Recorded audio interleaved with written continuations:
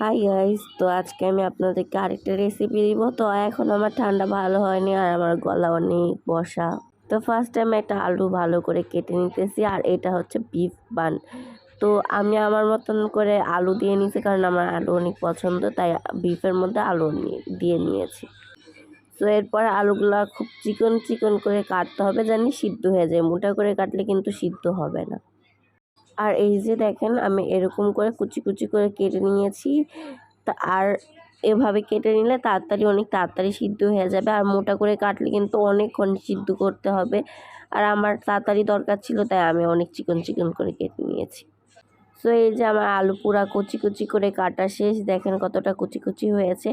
তো তখন আজান দিতেছিল, আজানের সময় বাইরে আর কি যায়নি, এর জন্য ঘরে বসে একটুখানি পানিতে ধুয়ে নিয়েছি।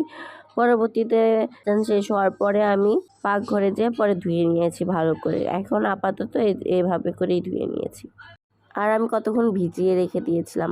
এরপরে আসলাম মেন। তো এরপর হচ্ছে কি মাংস, বিফ মাংসটা ভালো করে যে ছোট ছোট একদম ছোট ছোট করে কেটে নিয়েছি।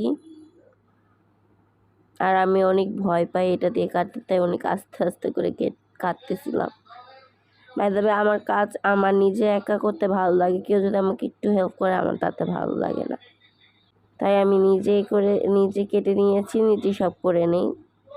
সো বিফটার মধ্যে আমি একটুখানি লেবু দিয়ে নিলাম। তারপরে এরপরে আদা বাটা রসুন বাটা নিয়ে নিলাম। আম্মু আদা বাটা রসুন বাটা একসাথে মিক্স করে রেখে দেয়। তারপর ভালো করে বরফগুলো মানে দূর করে নিলাম। তারপর এখানে সয়া সস দিয়ে নিলাম 1 চামচ।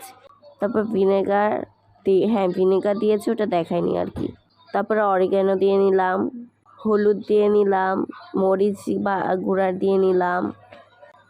এরপর একটুখানি লবণ দিয়ে নিলাম, সব আমার আন্দাজ মতন দিয়ে নিয়েছি। তারপর এখানে ধনিয়া জিরা ওইটা দিয়ে নিলাম। তারপর এখানে সল্টেস লবণ দিয়ে নিলাম। আর সল্টেস লবণ যদি দেন তাহলে হচ্ছে কি চিনি দিতেই হবে। তারপরে এগুলো সব জিনিস আমি ভালো করে মেখে নিলাম। তারপরে এটা আধা ঘন্টার জন্য আমি রেখে দিব। রাখার পরে তো এরপরে আমি ধনিয়া পাতা ভালো করে কেচি দিয়ে ভালো করে চিকন চিকন করে কেটে নিতেছি। আর আমি অনেক তাড়াতাড়ি করতেছিলাম, এর জন্য হাতে যে বাটি পেয়েছি ওইটা নিয়ে দিয়ে নিয়ে আসছি। তারপরে এখানে ভালো করে ময়দা নিয়ে নিব আমার আন্দাজ মতন। আমি এখানে 4বার ময়দা নিয়েছি। তারপরে এটার মধ্যে দিব লবণ দেওয়ার পরে দিব ভালো করে চিনি দিব। তারপর এটার মধ্যে তেল দিব, আর এখানে একটুখানি মিল্ক দিব। এরপরে দেখেন এরকম মাপের ইস্ট দিব, আর একটু ইস্ট দিব। এগুলা দেওয়ার পরে ভালো করে একদম মেখে নিব। এই যে দেখেন আমি দেখাচ্ছি, মেখার পরে এভাবে দলা পাকলে তাহলে ভালো করে হয়ে গেছে। তারপরে এখানে একটুখানি গরম পানি দিব, নর্মাল আর গরম পানি।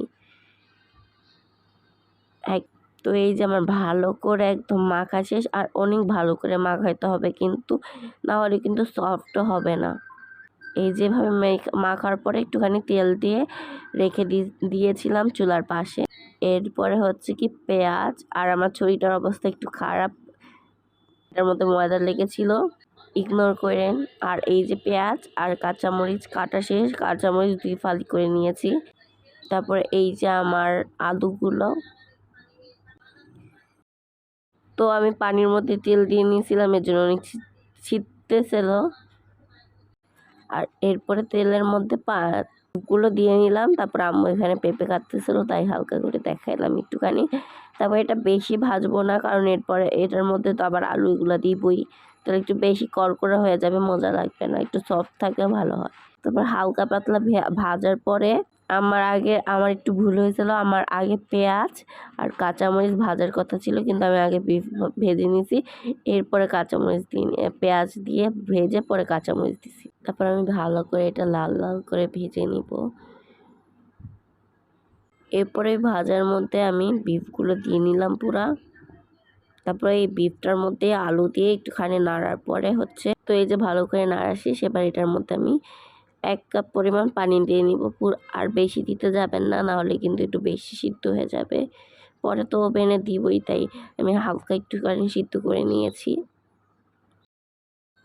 এবার আমার শেষ, ঢেকে দিলাম আর আম্মু এখানে চা বানাচ্ছিল। এই যে ফাইনাল লুক, এখন আর একটু হবে, তো একদম তেল উপরে ছুটে যাবে, তখন নামাইতে হবে, তখন একটুখানি ধনিয়া পাতা দিয়ে নিব যেটা কেটে রাখছিলাম। দেখেন মাত্র 10 মিনিটে কতটুকু ফুলেছে, অনেক পরিমাণ ফুলছে। তারপর ভালো করে আবার এটাকে মিক্স করবো, অনেকক্ষণ ডলতে হবে, নাহলে কিন্তু ফুলবে না। তারপর একটা বড় করে একটুখানি নিব ডো, তারপর ওটাকে বেলবো। আমি এখানে একটুখানি মারতেছিলাম, বলতেছিলাম এটা ফাড়াবি। তারপরে এটা ভালো করে বেলবো, হালকা পাতলা বেলতে হবে। আর ওখানে কিন্তু ধনিয়া পাতা ছিল, কোনো ময়লা টয়লা ছিল না। তারপরে এটাকে আর বেলবো না, এটার মধ্যে এখন এই যে আলুর এগুলাই হচ্ছে কি যে আমি ময়দাটার মধ্যে দিয়ে নিব। তো দেখেন কিভাবে আমি ভাঁজ করছি, তারপর ভালো করে দিয়ে এটাকে ফোল্ড করে নিব। তো দেখেন কিভাবে আমি ফোল্ডিং করছি। তো হচ্ছে মোমো যেরকম শেপ করে ফোল্ডিং করতে হয় ওরকম করে করে নিলাম আমি। আর ডোটা কিন্তু মোটা থাকতে হবে, নাহলে কিন্তু হবে না। আর আমারটা একদম পুরো বন রুটির মতন হয়েছিল, দেখেন। তো এই যে আমার পুরা শেষ বানানো, এখন দেখবেন এটা মোটা হয়ে একদম ফুলে গাম্বুশ হয়ে যাবে। তারপর এটা ওভেনে আমি কিন্তু সাথে সাথে ওভেনে দিইনি, আধা ঘন্টা রাখার পরে ওভেনে দিয়েছি, কারণ এটা এখন ফুলতে থাকবে আরও। তারপর ওভেনে দিলে অনেকটা সফট হয়, আর এত পরিমাণ সফট হয়েছিল। সো এই যে আমার ডান, তো অনেক ফুল ছিল। তারপরে এখানে আমি একটু সাদা তিল দিতে চেয়েছিলাম, কিন্তু সাদা তিল ছিল না, তাই কালি জিরা দিয়ে নিয়েছিলাম। ওনারা বলছিল, যারটা রেসিপি দেখে বলছি মানে বানিয়েছিলাম, উনি বলছিল কালি জিরা দিলে অনেক ভালো হয়। আর আমি এটা কিন্তু সফটওয়্যারটা দেখাইনি, কারণ ওগুলো অনেক পরিমাণ গরম ছিল, তাই আমি আর দেখাতে পারিনি, আর অনেক গরম ছিল, তাই আমি ছোট্ট একটা বানিয়েছিলাম, ওইটাই দেখাই নিলাম। আর অনেক সফট হয়েছিল সত্যি। Bye bye.